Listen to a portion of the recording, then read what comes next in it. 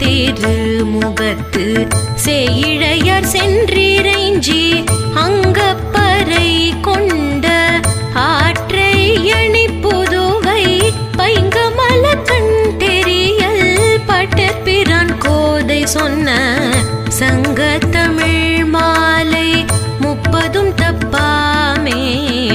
இங்கே இப்பரிசூரை பார் 2